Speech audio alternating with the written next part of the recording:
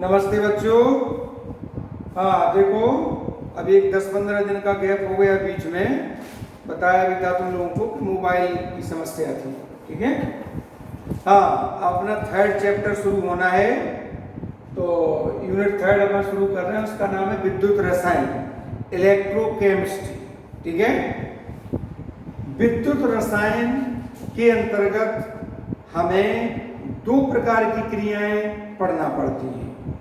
एक तो वे क्रियाएं जिनमें विद्युत ऊर्जा के द्वारा रासायनिक ऊर्जा उत्पन्न होती है, और दूसरी वे जिनमें रासायनिक ऊर्जा के द्वारा विद्युत ऊर्जा उत्पन्न होती है। यानी विद्युत और रसायन का एक दूसरे से संबंध क्या है, हमें इस चीज का अध्ययन करना है इस चैप्टर के अंतर्गत।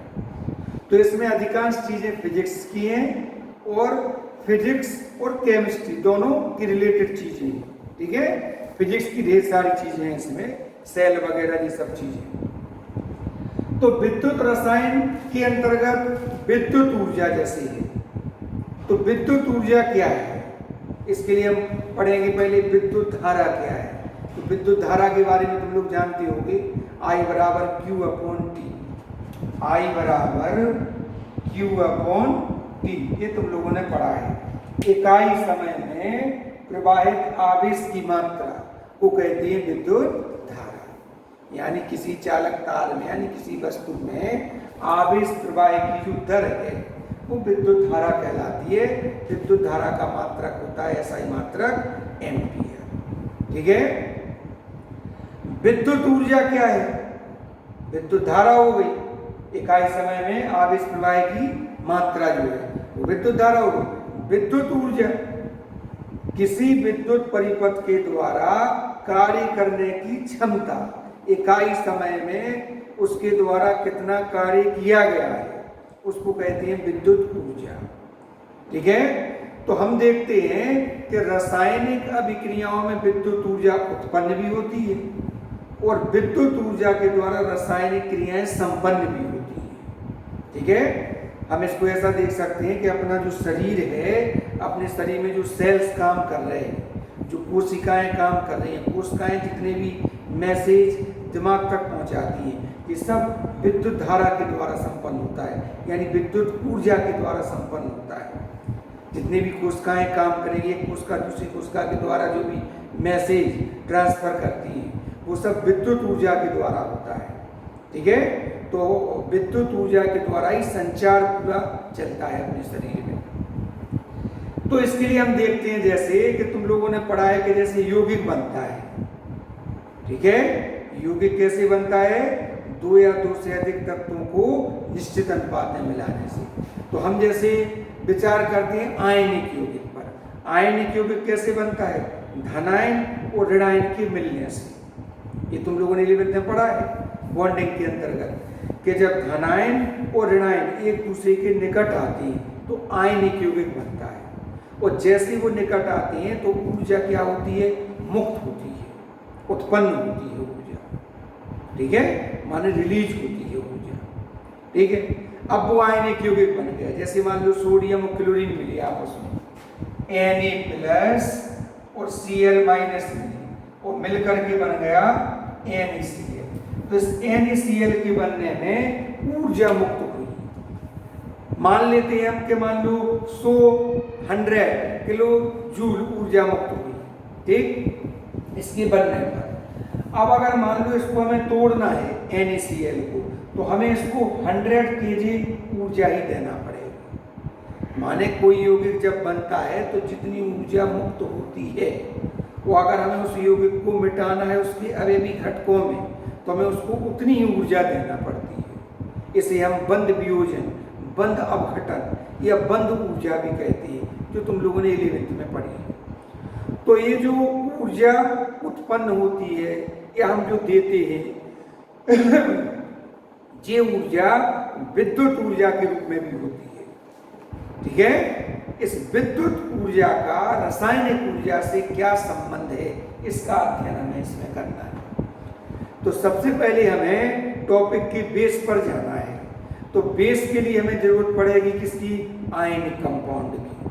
अब आयनिक यौगिक कैसे बनेंगे, तो ये सब तुम लोगों ने 11th में पढ़ा है, वो हमने पढ़ाया है तुम लोगों को। जैसे मूलक तुम्हें आना चाहिए, मूलक, ठीक है। फिर दूसरे नंबर तुम्हें आने चाहिए क्रिस क्रॉस विधि। इस क्रिस क्रॉस विधि के द्वारा तुम आयनिक युग्मों के सूत्र बना सकते हो। तो सूत्र बन गया। अब सूत्र को तुम्हें मिटाना भी आना चाहिए। सूत्र को मिटाना कहलाता है केमिस्ट्री में आयन, या इसी को कहते हैं वियोजन, ठीक है। तो ये मूलक दो थे, अपन लोगों ने पढ़े थे, धनात्मक मूलक और ऋणात्मक मूलक। धनात्मक मूलक में जैसे अपन लोगों ने पढ़ा था ammonium NH4+, sodium Na+, potassium K+, calcium Ca+2, magnesium Mg+2, aluminium Al+3, zinc Zn+2, ठीक है। कॉपर के Cu+, Cu++, ठीक है। ये अपन लोगों ने पढ़ी थी। ऋणात्मक मूलक अधातुओं के लिए, धनात्मक मूलक धातुओं के लिए होते हैं, ठीक है। जे किसी के ऊपर +1 आया, किसी के ऊपर +2 आया, किसी के ऊपर +3 आया, जिनकी संयोजकता के अनुसार आता है। जो धातु जितने इलेक्ट्रॉन त्यागता है उसके ऊपर उतने ही प्लस आ जाते हैं। अधातुओं के ऊपर माइनस आता है, माइनस आता है इलेक्ट्रॉन जड़ करने पर, ठीक है। जैसे fluoride F-, chloride Cl-, oxide O-2, nitride N-3, carbonate CO3-2, phosphate PO4-3।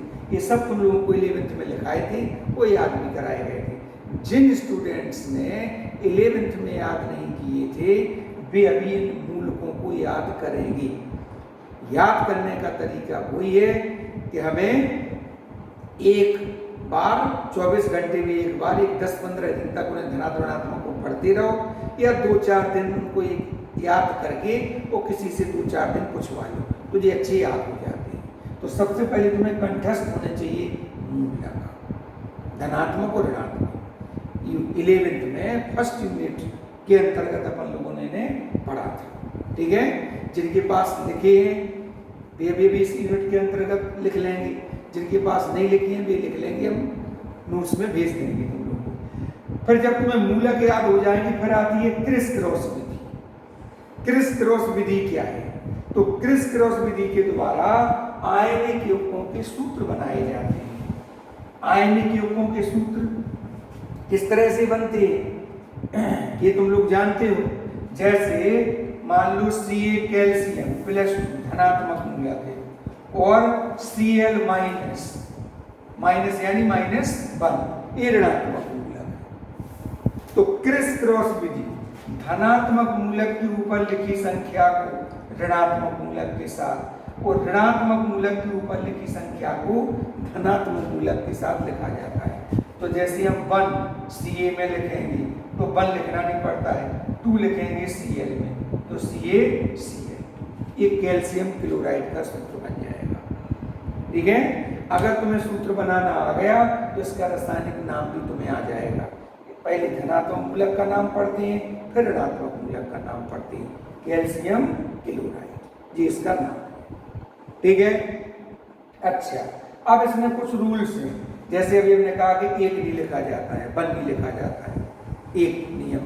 दूसरा नियम, अगर दोनों मूलकों की संयोजकता यानी ऊपर लिखी संख्या समान है तो बोली लिखी जाती है। जैसे अगर हम कहते हैं कैल्शियम ऑक्साइड तो 2 इस पर है, 2 इस पर है, तो 2 से 2 जी कट जाते हैं, तो सूत्र बन जाएगा Cu, कैल्शियम ऑक्साइड। अगर 3-3 होते तो भी कट जाते, लेकिन अगर नहीं कट रहे तो फिर उल्टे लिखी जाती, इसकी इसमें, इसकी इसमें।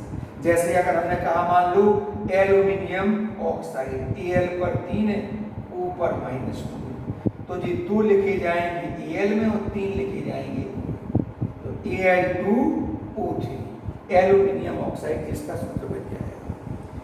फिर एक नियम और है कि अगर मान लो मूलक में 2 तत्व हैं, और अगर हमें 2, 3 कोई संख्या लिखना है तो फिर ब्रैकेट लगाकर संख्या लिखी जाती है। जैसे मान लो हमने कहा अमोनियम ऑक्साइड, तो अमोनियम का NH4+1, ऑक्साइड का O-2, तो ये 2 लिखे जाएंगे इसमें और एक इसमें।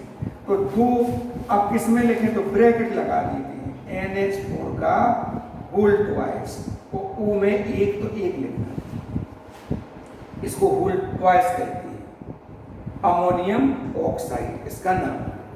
जैसे हमने कहा एल्यूमिनियम हाइड्रोक्साइड, तो Al पर +3 है और OH पर -1 है। अब लिखेंगे तो 3 इसमें लिखेंगे, एक इसमें, एक कोई लिखना नहीं है, OH का होल थ्राइस। ठीक है, इस तरह से ये सूत्र बनाना पड़ते हैं जो तुम लोगों ने 11th में भी बनाए थे।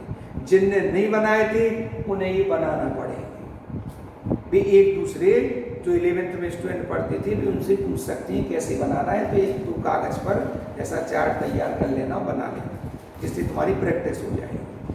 अब अगर तुम्हें सूत्र बनाना आ गया तो बस मिटाना आ गया। वो मिटाना कहलाता है आयनन या वियोजन।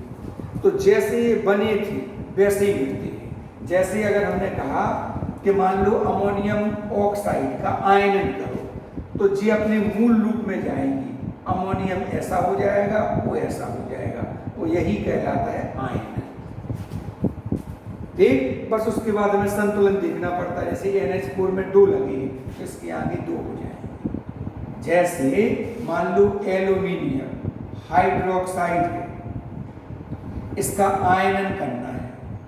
आयनन एक उत्क्रमणीय अभिक्रिया होती है, तो Al अपने रूप में आएगा Al+3 और OH आ जाएगा अपने रूप में OH-3। अब संतुलन देखना पड़ता है, OH में 3 है तो यहाँ पर 3 लगा। ठीक है, इस तरह से ये आयनन होता है। जैसे मान लो और एग्जाम्पल कोई भी देख सकते हैं, जैसे हमने कहा कि कैल्शियम फास्फेट। अब कैल्शियम फास्फेट का सूत्र क्या होगा, Ca3PO4 का होल ट्वाइस, क्योंकि Ca की 2 होती है और PO4 की 3 होती है, तो उल्टी लिखी जाती है क्रॉस में। अब इसको तोड़ो यानी आयनन करेंगे, इसका आयनन है वियोजन। इसको हम जल में डाल देंगे या गलाएंगे, तो जी अपने पहले मूल रूप में जाएंगे कैल्शियम +2 में, और फास्फेट जाएगा PO4-3। अब संतुलन करना पड़ता है। Ca में कितने लगे, 3, इसके आगे लगा दो 3। PO4 में कितने लगे, 2, इसके आगे लगा दो। इस तरह से आयनन कहलाता है। इस आयनन की इन सब की हमें जरूरत आगे चैप्टर में पढ़ना है। ठीक है, इसलिए जी आना तुम्हें जरूरी है। तो इतनी चीज आना तुम्हें जरूरी है। ठीक है, अच्छा, फिर इसके बाद अब इसमें सेकंड टॉपिक शुरू होता है ऑक्सीकरण अपचयन। ये भी तुम लोगों ने 11th में पढ़ा है, 8वीं यूनिट में पढ़ा था, रेडॉक्स अभिक्रियाएं। तो उस रेडॉक्स अभिक्रियाओं के अंतर्गत तुम लोगों ने पढ़ा था ऑक्सीकरण अपचयन। ठीक है, तो वो फिर से तुम्हें यहाँ पर दोहराना पड़ेगा। ऑक्सीकारक अपचायक, ऑक्सीकरण संख्या। तो ऑक्सीकरण को हम देखते हैं, तो ऑक्सीकरण को हम इसमें 2 तरह से हमें जरूरत पड़ेगी। क्या, किसी भी तत्व द्वारा इलेक्ट्रॉनों का त्यागना कहलाता है ऑक्सीकरण। ठीक है, ऑक्सीकरण की जब क्रिया होती है तो उस तत्व की संयोजकता या ऑक्सीकरण संख्या में वृद्धि होती है। जैसे फॉर एग्जाम्पल कैल्शियम, इसका ऑक्सीडेशन होगा तो Ca+2, इसने 2 इलेक्ट्रॉन किया। जब 2 इलेक्ट्रॉन प्लस करके 2 यहाँ लिख सकते हैं, या फिर -2 यहाँ लिख, यानी 2 इलेक्ट्रॉन त्याग दिए। तो कैल्शियम का ऑक्सीकरण होगा। जैसे सोडियम, इसने 1 इलेक्ट्रॉन त्याग दिया। ठीक है, तो इसका ऑक्सीकरण हुआ। अब किसी भी तत्व की परमाणु अवस्था में ऑक्सीकरण संख्या का मान 0 होता है। जैसे इसमें सोडियम की 0 है, इसमें कैल्शियम की 0 है, लेकिन जैसे ऑक्सीकरण होगा तो +2 हो गई, माने बढ़ गई। इसमें सोडियम की 0 है, Na+1, तो 1+1 होगी, यानी बढ़ गई। तो ऑक्सीकरण क्रिया में संयोजकता या ऑक्सीकरण संख्या बढ़ती है, वृद्धि होती है। ठीक है, फिर होता है अपचयन, रिडक्शन। ये ऑक्सीडेशन और ये रिडक्शन। ये इसका उल्टा होता है, किसी तत्व द्वारा इलेक्ट्रॉनों को ग्रहण करना कहलाता है अपचयन। जैसे फॉर एग्जाम्पल क्लोरीन है, इसने एक इलेक्ट्रॉन ग्रहण कर लिया तो Cl माइनस में बदल गया। अब यहाँ पर हम देख रहे हैं क्लोरीन की 0 है और यहाँ पर क्या होगी -1, तो क्या होगा घट गई, यानी अपचयन की क्रिया में तत्व की जो संयोजकता ऑक्सीजन संख्या है वो कमी आती है उसमें, यानी घटती है। तो किसी भी तत्व द्वारा इलेक्ट्रॉनों का त्याग ऑक्सीकरण कहलाता है और ग्रहण करना अपचयन कहलाता है। और जब ये दोनों क्रियाएं साथ साथ चलती हैं तो उसे हम कहते हैं रेडॉक्स अभिक्रिया, माने एक तत्व का ऑक्सीकरण होता है दूसरे का अपचयन होता है, तो उसे हम कहते हैं रेडॉक्स अभिक्रिया, यानी ऑक्सीकरण अपचयन अभिक्रिया। ठीक है, इस तरह से रेडॉक्स अभिक्रिया इन दोनों अभिक्रियाओं का योग। ठीक है, जैसे फॉर एग्जाम्पल मान लो हम एक रेडॉक्स अभिक्रिया लिखते हैं, जैसे फॉर एग्जाम्पल मान लो जल H2, जल का आयनन होगा, माने इसमें विद्युत धारा प्रवाहित की गई। ठीक है, जल में विद्युत धारा प्रवाहित की गई तो जे टूटेगा H प्लस O -2, संतुलित करेंगे 2 हाइड्रोजन ऑक्सीजन आ जाएगा। ठीक है, अब हम देख रहे हैं यहाँ पर हाइड्रोजन की कितनी है +1, O की कितनी है -2, कोई क्रिस क्रॉस विधि से इधर हाइड्रोजन की +1 हाइड्रोजन की +1। ठीक है, सॉरी जी इसमें आ गया तो इसका हो गया H और जी हो गया O, विद्युत धारा प्रवाहित करेंगे तो हाइड्रोजन ऑक्सीजन आयनन भी इसका होगा। और इसको अगर संतुलित करना चाहें तो यहाँ पर हाफ O2 करो। ठीक, यहाँ पर हम देख रहे हैं हाइड्रोजन की है 0, ऑक्सीजन की क्या है 0, तो हाइड्रोजन की यहाँ पर +1 है, यहाँ पर 0, तो +1 से 0 यानी क्या हो रहा है घट रहा है। ठीक है, तो घट रही यानी कमी किस में आती है अपचयन में, तो हाइड्रोजन का क्या हो रहा है अपचयन। ऑक्सीजन की -2 से हो रही 0 यानी बढ़ रही है, इसे वृद्धि हो रही, तो ऑक्सीजन का क्या हो रहा है अपचयन। ठीक है, और भी देखते हैं हम, जैसे मान लो हमने जिंक की कॉपर सल्फेट से क्रिया की, इस क्रिया में ऊर्जा विद्युत ऊर्जा उत्पन्न होती है, तो बनेगा ZnSO4 + C, इसने कॉपर को अलग कर दिया। देख यहाँ पर हम देख रहे हैं जिंक का क्या है 0, जिंक की जो ऑक्सीजन संख्या है वो 0 है, कॉपर की +2 है और सल्फेट की इकट्ठी अगर हम माने तो -2 है। इधर Zn की +2 है, SO4 की वही -2 मान लो इकट्ठी में, अगर नहीं तो सल्फर ऑक्सीजन के अलग अलग भी निकाल सकते हैं। कॉपर की यहाँ पर 0, तो हम देख रहे हैं कि जिंक की 0 से वो +2 हो रही, यानी इसका क्या हो रहा है बढ़ रही है, यानी इसका ऑक्सीकरण।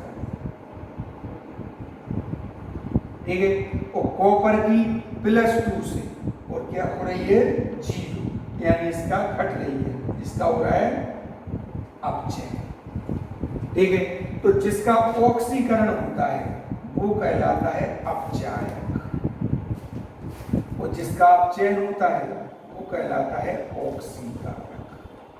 ये इसमें उल्टा रहता है सिस्टम। ये तुम लोगों ने 11th में अच्छी प्रैक्टिस तुम लोगों की हुई थी, तो इसको थोड़ा तुम लोगों को देखना है। जिसका ऑक्सीकरण होगा वो अपचायक कहलाएगा, जिसका अपचयन होगा वो ऑक्सीकारक कहलाएगा। सामान्यतः धातु में अपचायक का काम करती हैं, अधातु में ऑक्सीकारक का काम करती हैं। ठीक है, क्योंकि धातुओं का ऑक्सीकरण होता है, धातु इलेक्ट्रॉन त्यागती है, अधातु इलेक्ट्रॉन ग्रहण करती है।